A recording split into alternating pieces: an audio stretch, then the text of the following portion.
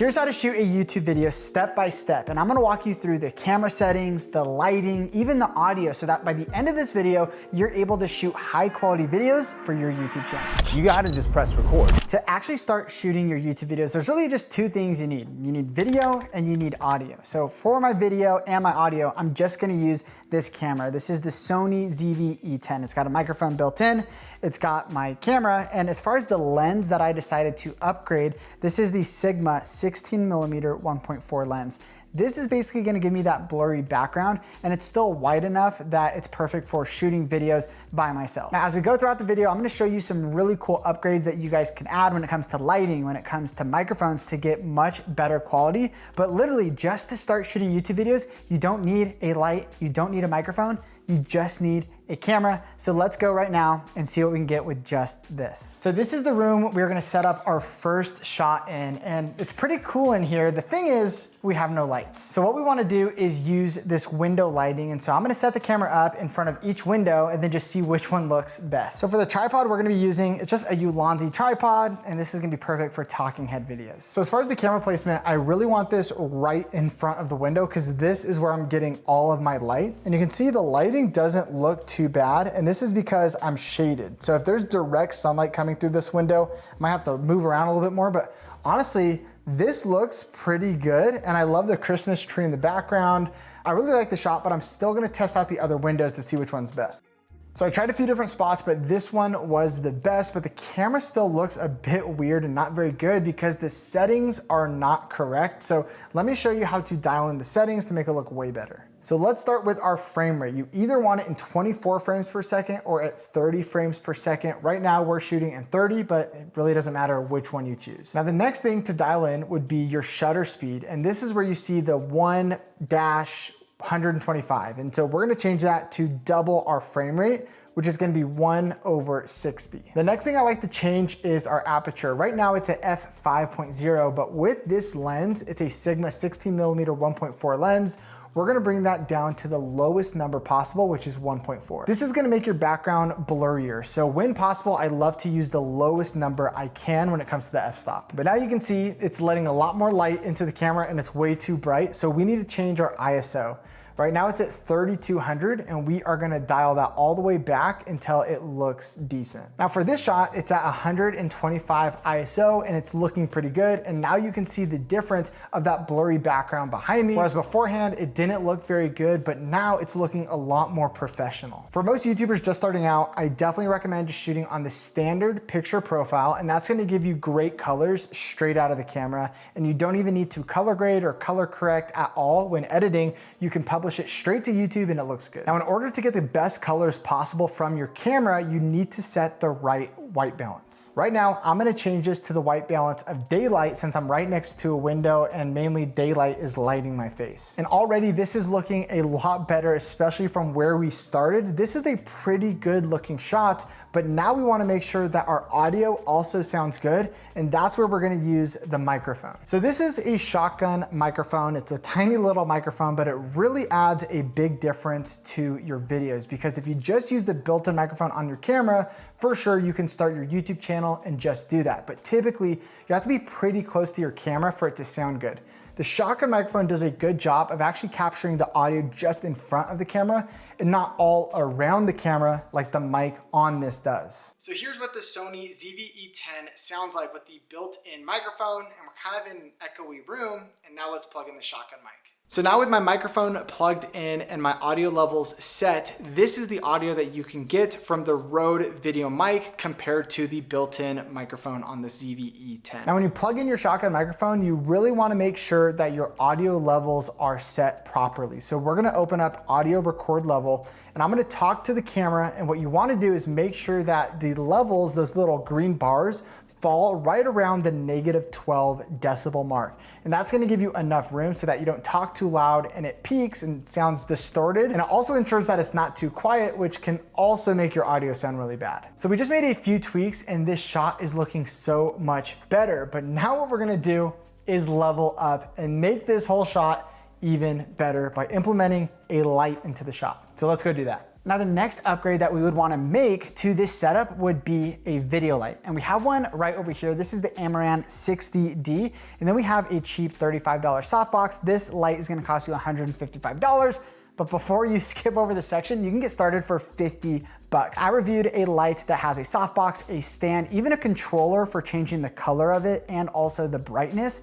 And all of that is $50. So you don't need a ton of money to really get a good light. And honestly, I would be using that light if we had it here, but this is the one we have and this would be the next level up. It's a fantastic light. It's gonna get a lot brighter. So it might be a little bit overkill for some of you, but this is the one we're gonna use. The nice part about having a video light is it really opens up the spaces where you're able to film. Rather than just going in front of a window, now we can choose to film wherever we want in the room and the lighting is still gonna look amazing. Now, when I think about where I'm going to actually shoot my YouTube video, I have a few things in mind. First of all is audio. This is kind of a perfect room because we got a big couch right here. We have a rug on the ground and this is gonna help absorb a lot of that audio in the room. So it's not gonna be super echoey. Now, the other thing I look for is the aesthetic. I want the background to look good. Instead of shooting in front of a TV or in the kitchen, that's not really the vibe I'm going for. I think shooting in front of a bookshelf could look really cool with those warm colors and especially with that warm light over there, it's gonna add a nice bit of contrast in the background. Now, my number one tip for you guys is to just experiment. You don't know what it's going to look like until you actually set up the camera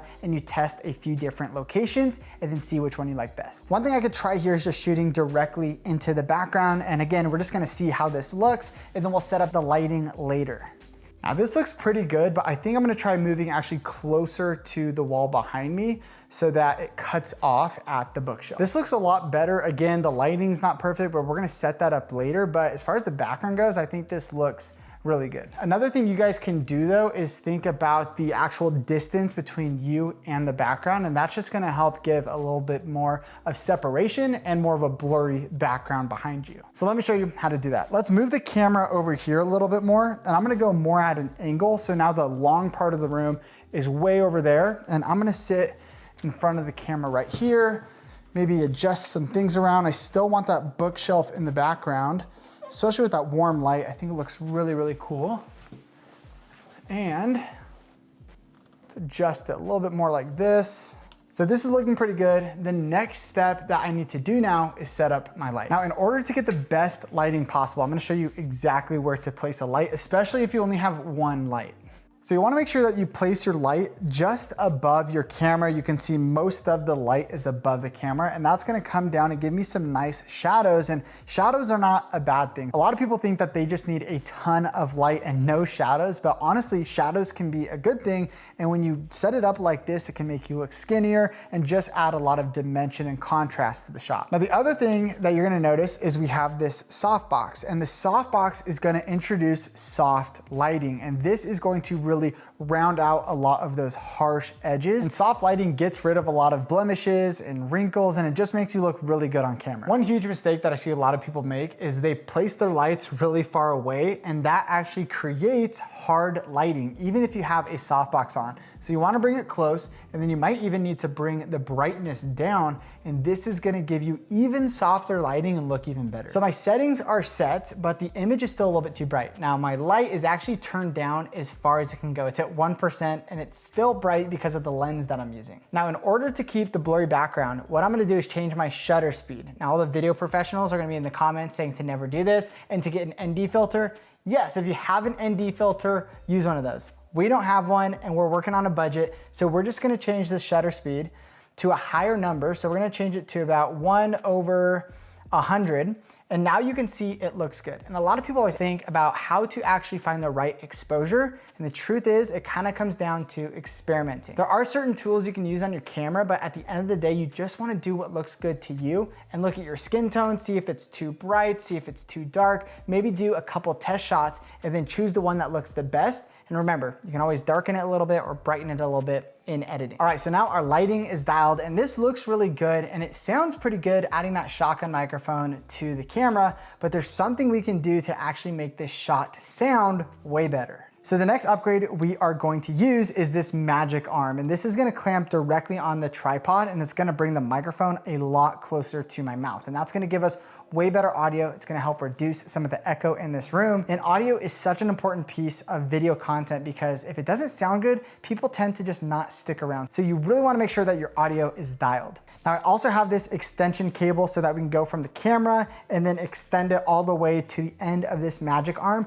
And then what I'll do is also grab this filter, and this is just like a wind filter, but this is gonna help get rid of any of those plosives, or if wind goes into the microphone, this is gonna help with that. So this is an audio test of what the camera is gonna sound like when we have the shotgun microphone plugged into the ZV-E10, but it's on top of the camera. And let's hear how it sounds now when we bring it closer. This is an audio test now with the microphone on the magic arm. So now it's about 12 inches from my mouth, and it's gonna sound a lot better, remove some of that echo, and overall, this is gonna be a much better audible experience for your viewers. Now, the cool part about this magic arm is that you can keep it just out of frame, but still bring it very close to your mouth because the magic arm is able to clamp on to your tripod. Now, if you're shooting YouTube videos where maybe you're in the kitchen or you're far away from your camera or moving around a lot, you definitely wanna pick up a wireless microphone. That's what I'm shooting on right now. This is the Rode Wireless Pro. And the nice thing about this microphone is that you can actually record a backup version onto this pack. And this is gonna give you 32-bit float recording. And basically what that means is no matter how loud you talk or if you scream into this microphone, it's not gonna be distorted. You're still gonna be able to recover all of that audio and it's gonna sound really good. Now the nice thing is this is going to wirelessly transmit all the way to the camera. So when you are filming your videos, it is gonna record it directly onto your camera as well. So you don't need to sync it in post, but just wirelessly it connects and you can start editing your videos that are gonna be synced with your audio. Now straight out of camera, this is the type of image, video quality, and audio quality that you can get from this setup. But if you really want to level up, all you need to do is add a little bit of color grading in your editing software. This is what it looks like with just a little bit of color grading, and you can see it really adds a whole different look to the shot. Now you can experiment and really go way overboard with this, or you can just do a little subtle bit of color grading, but at the end of the day, I think color grading can make any camera look even better. Now what I'm recording right now is considered the A-roll, and you wanna make sure that you also film some B-roll, and that's if you're talking about, let's say I'm talking about the books on this shelf, I wanna make sure I grab my camera when I'm done talking to the camera and I actually film some shots of the books on the shelf. This is something a lot of people forget to do, and so make sure you write this down and you get all the shots you need before you put your camera away. And another huge mistake that a lot of people make when it comes to their thumbnails is they forget to actually pose for the camera and get an actual photo of them smiling or pointing. And so instead, people usually use a random screenshot from the video and it doesn't look as good. And so take the time at the end of your video or at the beginning of the video to look into the camera and do a couple different poses that you can then use later for your thumbnail. So now that you filmed everything, you're ready to edit your YouTube video. So click on the screen and learn how we actually edit our YouTube videos so that they perform well on YouTube, and we'll see you guys in the next video.